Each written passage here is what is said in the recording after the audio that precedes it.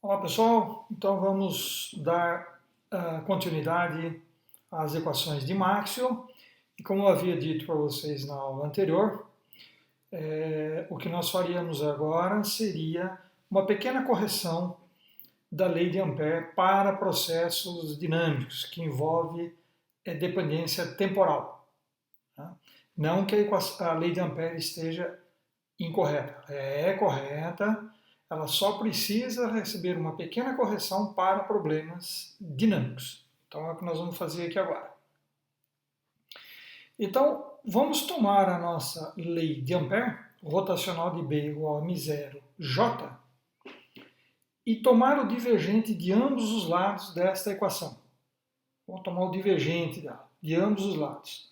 Então, o divergente do rotacional e o divergente da densidade de corrente.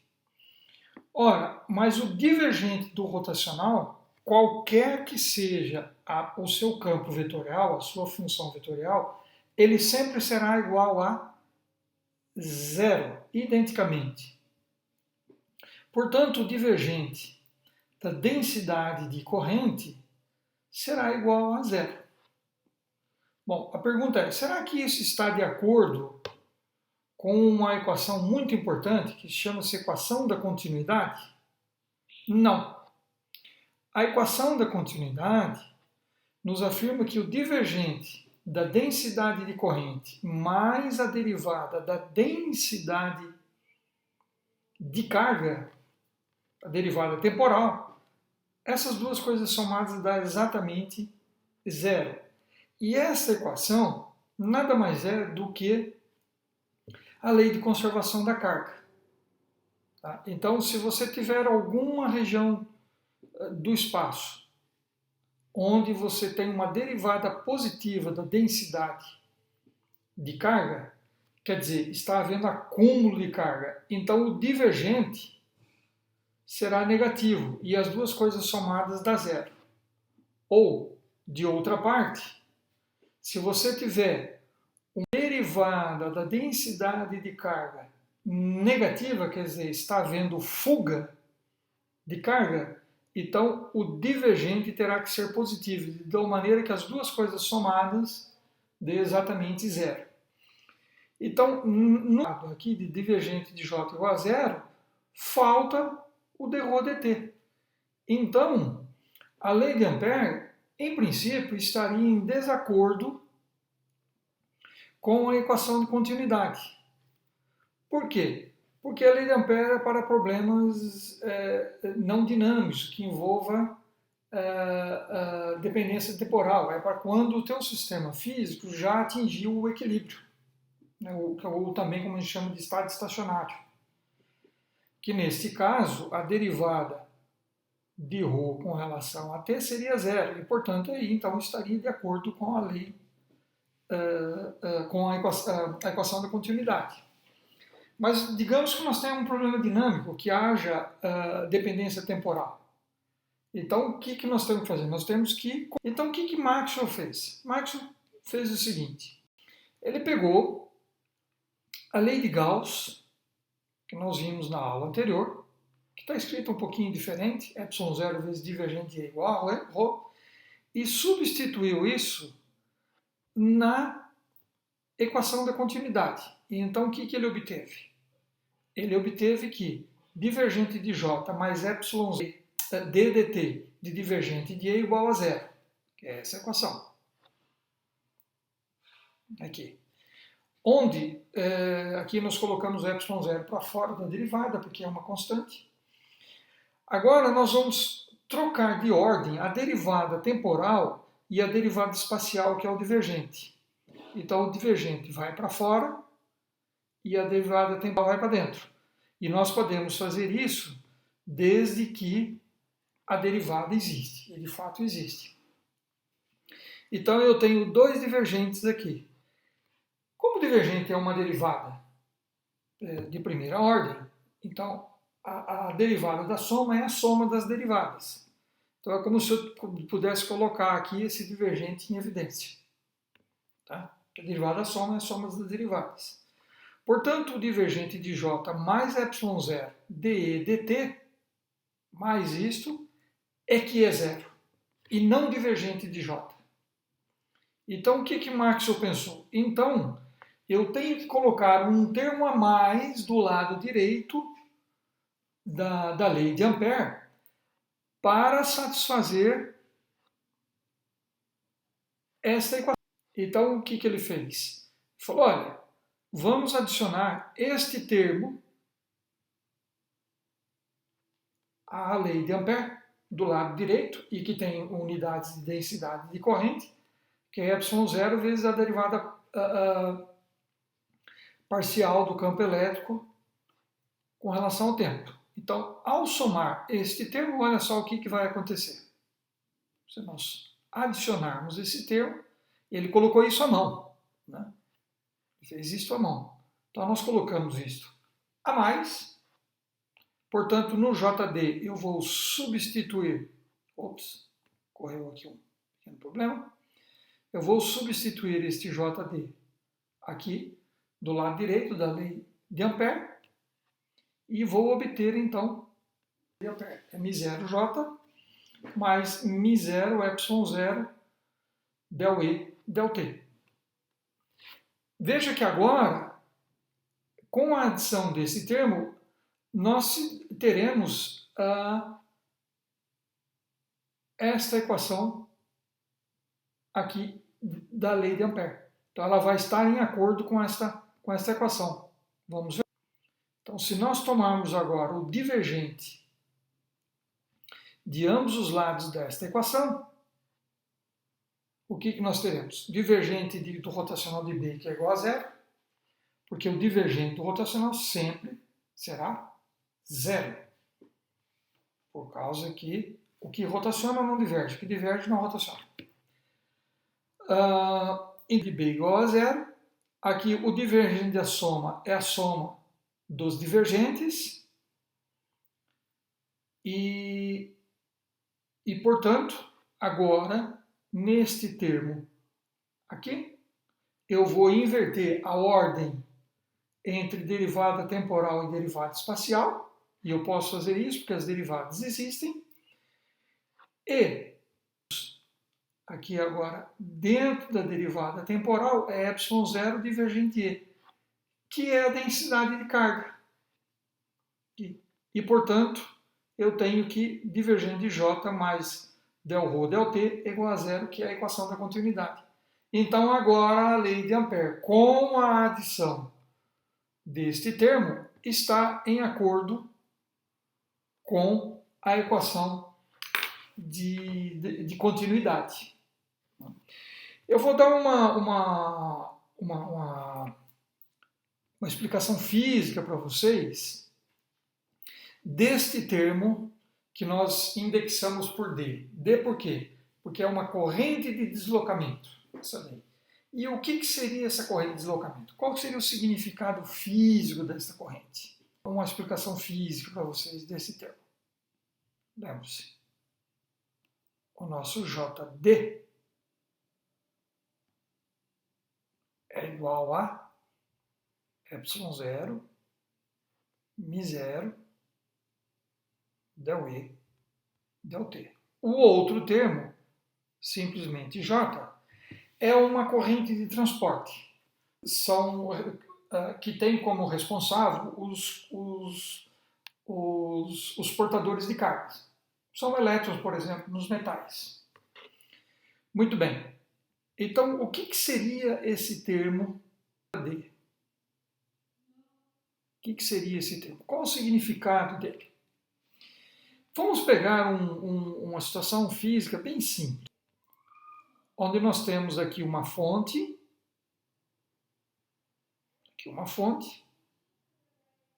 e aí eu vou colocar ela em paralelo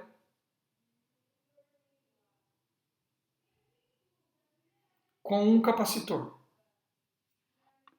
Tá? E aí então eu ligo essa fonte. Quando eu ligar esta fonte, o que vai acontecer? Nós vamos ter acúmulo de carga positiva de um lado do capacitor e de carga negativa do outro. Mas enquanto não estabiliza esse acúmulo de carga numa placa e na outra, o campo elétrico vai estar variando, porque o campo elétrico, vocês devem se lembrar lá de Física 3, que é a densidade superficial de carga por ε0. Como o sigma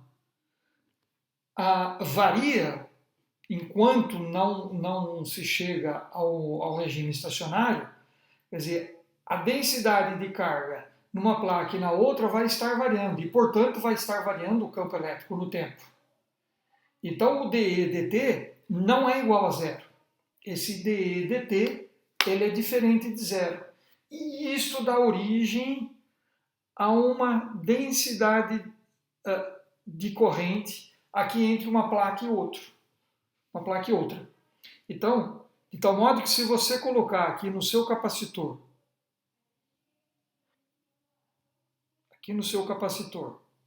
se você colocar aqui um multímetro,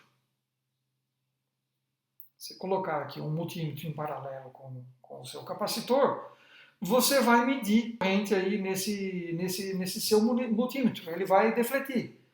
Quer dizer, então está tendo passagem de corrente. Aí você fala, mas como que está tendo passagem de corrente? Porque você não tem salto de cargas de uma placa pela outra. Entre uma placa e outra, o que você tem é o espaço livre, é o vácuo. Então que corrente é essa que o multímetro está acusando? É a corrente. Tá? Então ela é uma corrente que ela é tão real quanto uma corrente de transporte. Bom, espero que eu tenha conseguido ilustrar para vocês o significado físico dessa densidade de corrente. Então agora vamos para um exemplo de aplicação das equações de Maxwell. Esse exemplo, mas ele vai ser útil para vocês para resolver até um problema até mais simples, que é o problema 3.17. O problema 3.17, vocês utilizarão dessa técnica que eu estou utilizando aqui, só que de uma maneira bem mais simples. Ela vai envolver derivada ordinária, não vai envolver rotacional, divergente, nada disso. Muito bem. Então, vamos considerar uma região bem longe da nossa fonte. Então, nós temos uma distribuição de carga e essas cargas estão em movimento. Então, eu tenho um ρ, uma densidade de carga, e eu tenho também um J, uma densidade de corrente, porque essas correntes estão em movimento. Só que eu vou considerar uma região bem longe da minha fonte. Tá? Lá na região longe da minha fonte, o meu J é igual a zero, porque lá eu não tenho carga. Eu não tenho carga e não tenho corrente. Tá? Isso significa que não exista carga e que não exista corrente. Existe sim, mas está distante do ponto que eu estou considerando. Então, no ponto onde eu estou considerando, onde não tem corrente e nem carga, o que vai acontecer? As minhas equações de Maxwell, que são a lei de Ampère e a lei de Faraday, elas tomam essa forma. Vocês notam que aqui, na lei de Ampère, eu não tenho aquele mais J aqui. Por quê? Porque eu estou numa região onde você não tem fonte. Muito bem, então se eu tomar o rotacional desta segunda equação, o que vai acontecer tomando-se o rotacional dela? Eu vou ter que o rotacional do rotacional de E igual a menos d del t do rotacional de B, onde eu já inverti a ordem entre derivada temporal e derivada espacial. Eu entrei com o rotacional para dentro da derivada temporal. Muito bem. Então agora eu vou usar a lei de Ampère. Rotacional de B igual a μ0, ε0, del E, del T. Eu vou usar esta equação e colocar ela aqui dentro. Então, ao substituir nesta equação, o que eu encontro? Eu vou encontrar que del T de μ0 é ε0, del E, del T, e do lado direito, então, eu vou ter uma derivada segunda agora do campo elétrico, com relação ao tempo. Eu tenho ainda que trabalhar com o rotacional do rotacional de E. O rotacional do rotacional de E, se vocês usarem a identidade 3.15.11 lá da apostila, vocês vão descobrir que o rotacional do rotacional de E é igual ao gradiente do divergente de E menos o laplaciano de E. Ora, mas eu estou numa região onde não há cargas. Rho igual a zero. Portanto, a lei de Gauss, o divergente de E seria igual a zero. E, por consequência, eu tenho do lado esquerdo,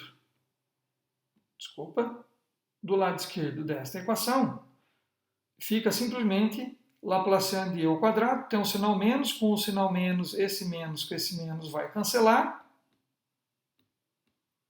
E, portanto, eu tenho que o Laplaciano de E é igual a μ0 ε0, del2, del t2 de E, e chamar de C igual a 1 sobre a raiz de μ0 ε0. Portanto, o que vai aparecer aqui é 1 sobre C ao quadrado.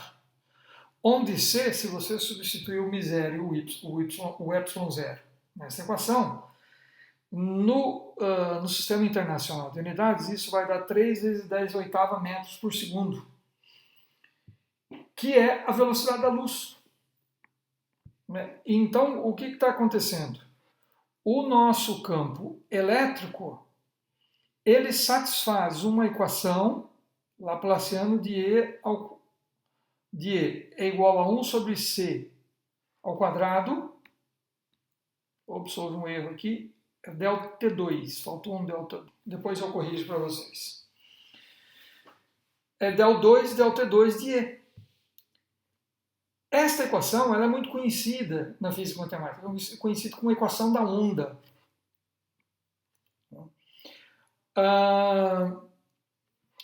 E, portanto, o nosso campo elétrico satisfaz uma equação da onda, onde esse C é a velocidade da luz. Então, foi a primeira vez que se pensou numa conexão entre o eletromagnetismo e a óptica, né? De que campos elétricos se propagam no espaço com uma velocidade que é igual à velocidade da luz. Então essa foi a primeira vez que se pensou numa conexão entre as duas coisas, eletromagnetismo e óptica. E eu agora vou propor um desafio para vocês, que é obter uma mesma equação que para o campo elétrico, que seria a equação para o campo magnético. E elas têm exatamente a mesma forma. Laplaciano de B igual a 1 sobre C ao quadrado del 2, del T2 de B. E então vocês vão ter que fazer uma manobrinha lá bem semelhante que eu fiz lá no início, que foi tomar o rotacional do rotacional de E igual a menos rotacional de del B e del T. Foi essa a manobra. Então vocês vão ter que fazer isso, uma manobra parecida com essa, para obter a equação da onda para o campo magnético. Tá? Então é isso, pessoal. Então eu peço para que vocês resolvam toda a lista de exercícios que eu mandei para vocês e eu já vou falar do prazo para isso lá no portal de sistemas. Até mais a todos.